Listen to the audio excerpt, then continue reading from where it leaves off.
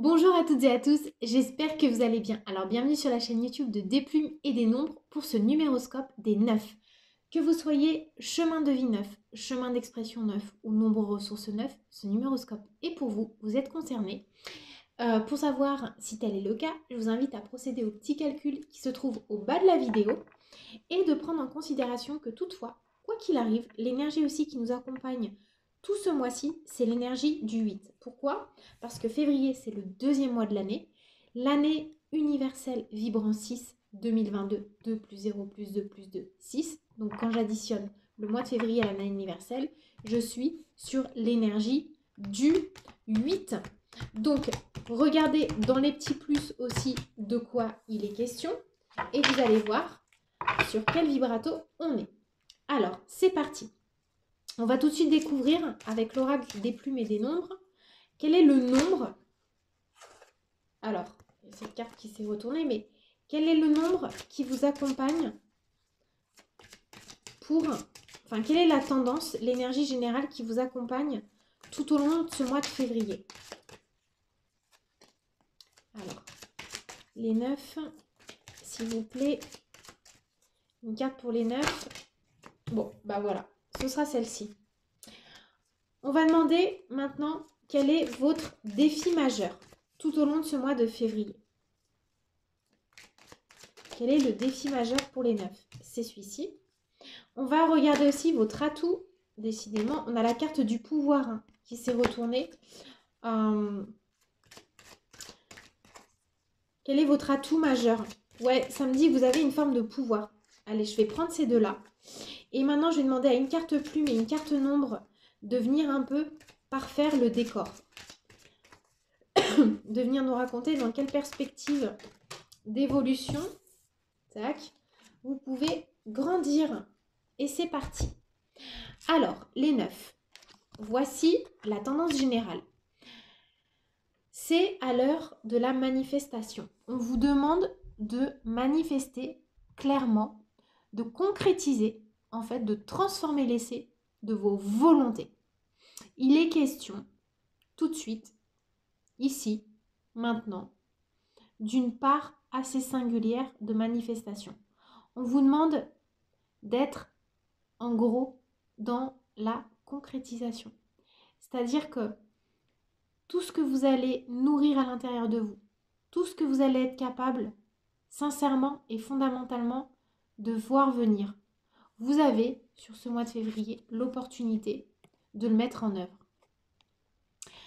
En gros, on vous demande de plus trop être dans les projets, mais dans la concrétisation de vos projets. Donc pour moi, la plume bleu roi dans l'oracle des plumes et des nombres, oui, c'est la manifestation, mais c'est aussi je passe à l'action, plus. L'énergie, sur laquelle on vous demande de vous calibrer, c'est vraiment cet engagement, cette manifestation. Et on vous dit que voilà, vous avez suffisamment élaboré les choses pour maintenant les rendre viables et tangibles. Alors, votre défi majeur, c'est votre capacité de construction. Ça, c'est intéressant. Ça vient nous dire que par rapport à ce que vous manifestez, on vous demande d'être quelque part un peu fin et d'être capable de manifester sur le long terme. Il ne faut pas que ce soit juste une fulgurance. Il faut que ce soit quelque chose de réfléchi, de pérenne. Et ça vient aussi nous parler de votre force que vous avez à l'intérieur de vous, avec votre 9, votre sagesse, de toute façon, c'est évident. Cette force que vous avez, en fait, d'être visionnaire et de voir maintenant sur le long terme, de plus faire, en gros, des coups d'épée dans l'eau. On vous demande vraiment de vous engager. De vous engager, mais dans vos idéaux. Alors, les atouts majeurs maintenant que vous avez sur ce mois de février. Oh bah c'est génial. C'est la plume violette et c'est la liberté. Elle est déjà ressortie, cette paire. Donc ça vient vraiment nous parler, alors là c'est chouette, d'une aide céleste. Vous avez l'aide du ciel et vous avez l'opportunité de créer, d'harmoniser et de manifester en toute liberté. C'est-à-dire que vous n'avez pas la contrainte d'un tiers. On vous dit en fait que vous n'êtes pas pieds et poings liés à un projet, à une personne. Il y a une forme d'autonomie là, qui est claire et évidente. Mais il y a surtout aussi l'aide du ciel, c'est-à-dire que votre atout majeur, c'est que vous êtes guidé. Vous n'allez pas partir dans tous les sens. Et justement, votre défi, c'est quelque part de vous calibrer, de vous cadrer. Mais grâce à cette aide céleste, ben, vous allez forcément être capable de relever le défi. Il n'y a pas d'entrave majeure. Il y a simplement vous qui devez vous mettre le pied à l'étrier vous-même. Vous devez vous automotiver, vous booster. C'est ça qui va compter. Vraiment, hein. Faites confiance à ça. C'est vraiment ce qu'on vous demande. Alors, maintenant, quels sont les... Bah, vous voyez, elle s'est retournée tout à l'heure, la carte 8 du pouvoir. Et là, elle ressort. Alors, les perspectives d'évolution. Donc, on a tiré la plume gris anthracite et le pouvoir. Alors, la plume gris anthracite, dans l'oracle des plumes et des nombres, elle vient nous parler de nostalgie.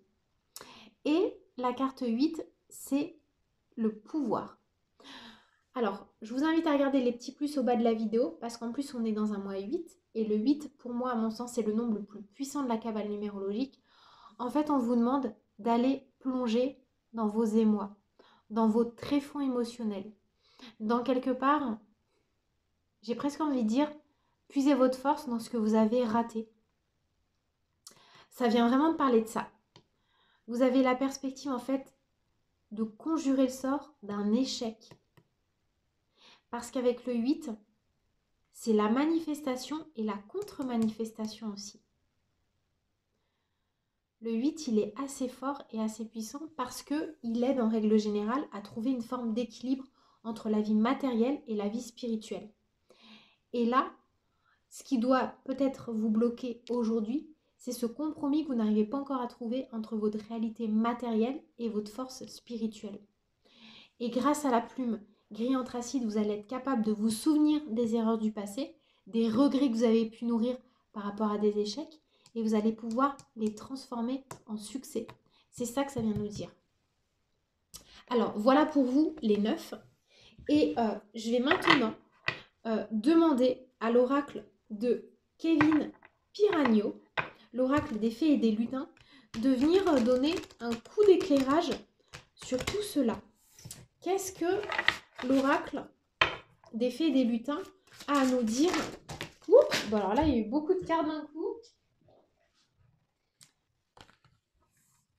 Alors, je ne peux pas toutes les prendre, bien évidemment. Donc, qu'est-ce que l'oracle des fées et des lutins a à nous dire? Ok, vous voyez, regardez, on a la cabane du lutin, carte 4, qui ressort.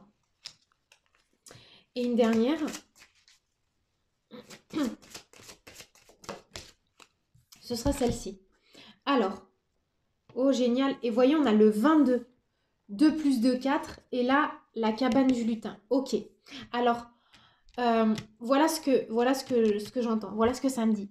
Vous avez une réticence et peut-être des doutes par rapport et un manque de confiance par rapport à votre force de créer ou de transformer des projets sur le long terme. On vous dit là que déjà en atout majeur, vous avez la plume violette, l'aide du ciel et la liberté, mais surtout vous avez la magie aussi du moment présent. Vous avez la magie du présent. C'est-à-dire que pour moi, vous avez tous les ingrédients ici et maintenant. L'heure n'est plus au doute. Peut-être que vous avez eu des échecs, oui, par le passé, et que c'est ça qui vous bloque aujourd'hui. Mais en fait, ce que vous devez comprendre, c'est que ces échecs, ils sont aujourd'hui la base solide de votre réussite de demain. Et le 9, quand on a du 9 dans son thème, on est souvent sur des aboutissements, des fins de cycle, des choses qu'on vient boucler, qu'on vient terminer, qu'on vient arrondir. Et là, la cabane du lutin, elle vous demande de rentrer quelque part dans votre vérité par rapport à ces échecs que vous avez pu essuyer, mais elle vous demande aussi de vous faire confiance par rapport à ce que vous êtes capable de maintenant décider grâce à la magie de l'instant présent. C'est-à-dire que comme on est dans la manifestation avec la plume bleu roi, en fait, vous n'allez pas pouvoir faire des allers-retours constamment. Tout est maintenant, tout est dans le présent et tout est déjà évident. et on vous demande vraiment de capitaliser là-dessus. D'accord? C'est comme s'il y avait un reset de l'univers, mais et comme si vous aviez gardé en gros que le positif des échecs. Il y a un reset, vous repartez de zéro, mais avec un baluchon plein de bonnes choses. Voilà ce que ça vient nous raconter. Je vous laisse méditer là-dessus, les 9. Je vous dis à très bientôt et je vous souhaite une excellente journée. Bye bye!